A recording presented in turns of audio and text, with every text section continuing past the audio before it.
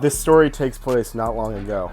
In a land so fair, there lived a teen whose name was Gregory Lockton, but his friends called him as Goldilocks. His hair was the color of the sun, but to everyone's surprise, it fell below his waist in big, beautiful locks. And in the land so fair that the locals called Atlanta, Goldilocks was ridiculed for his different hair. In this so-called Atlanta, poor Goldilocks faced constant ridicule, and within time, he became an outcast. As Goldilocks sat in his misery, he became angry. This anger led to impulsive outbursts. Goldilocks' three uncles knew about Goldie's short temper. They decided to bless Goldilocks with a short vacation. Goldie had worked hard with no rest for the past 10 years. The three uncles had made their riches and were all retired, and now lived in a beautiful mansion in the iconic Druid Hills of Atlanta. Goldie's uncle invited him to enjoy a life of luxury for a week. They knew he needed a rest to get his mind right. Goldie gladly accepted their offer, as he was tired of working his minimum wage job. Goldie arrived at the mansion. It was far more impressive in person. With grand pillars and a 6-car garage, Goldie immediately knew he needed to follow in his uncle's footsteps to achieve such a lifestyle. As he entered the house, he was greeted by the housekeeper and the maids. He had never experienced such luxuries.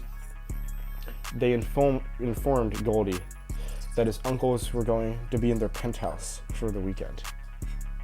The chefs offered him the biggest burger he had ever laid his eyes on. And to finish off his meal, he was given a complete cookie for dessert. Goldie's eyes locked on a room that was barred off in the back of the kitchen. He just had to know what type of treats were back there.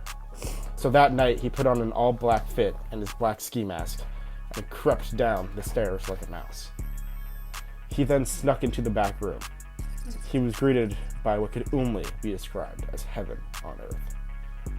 To his surprise, there were 3 dishes specifically for each uncle. The first was a platter of lobster, the second was a dozen crab cakes, and the third was a whole salmon cooked to perfection. When Goldilocks dug in, the first dish was too heavy, and the second dish was too salty, but the third dish was just right.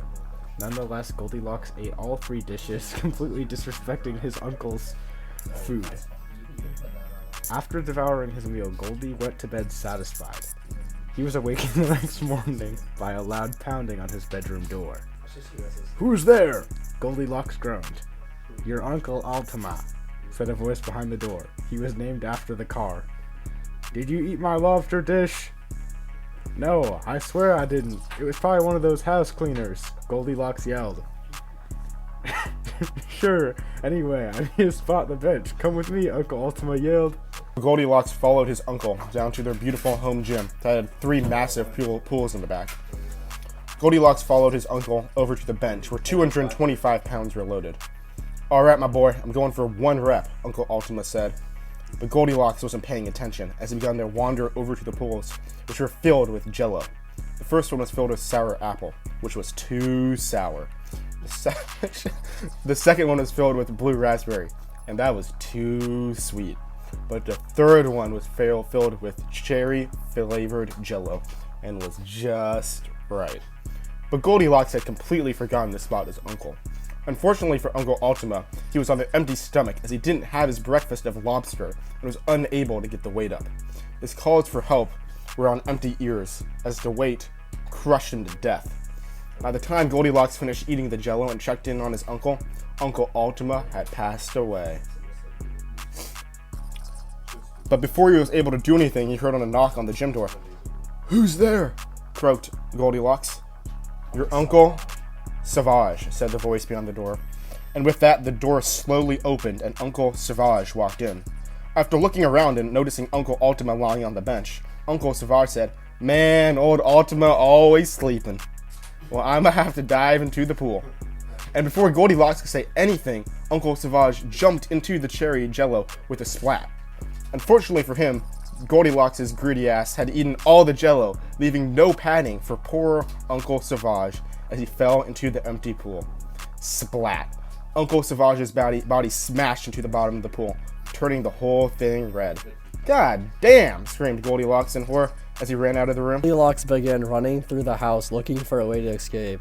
He knew this wasn't going to look good with his two uncles dead in the house. After going through room after room, he ended up in the car room. The room was lined with stunning cars, ready to be driven. Goldilocks looked around for the perfect escape car. First he came across a Mercedes G-Class. Too slow, he thought. Then he came across a Porsche 911. Too fast, he thought. Finally, he came across a Dodge Charger SRT. Just right, he thought, and jumped in. Goldilocks sped out of the driveway and down their private road towards the gate. But as soon as he got there, a figure walked out in front of Goldilocks. Before Goldilocks could react, he slammed the figure into the gate and totaled his car. As Goldilocks got out of the car and assessed the situation, he realized that he had unfortunately killed his third uncle, Uncle Tom. God, no! Screamed Goldilocks as he collapsed to the floor. That day had not gone just right. He had an idea though. He went back to the house and doused it in gasoline. He dragged the bodies into the dining room and then proceeded to light a fire in the house. He let out a sigh as he believed he was finally in the clear. Quite the opposite was true though. ... The only car that was left interested Goldie, who was corrupted by greed, and he saw the Porsche 911. His eyes lit up as he saw it. The perfect getaway vehicle, he thought to himself.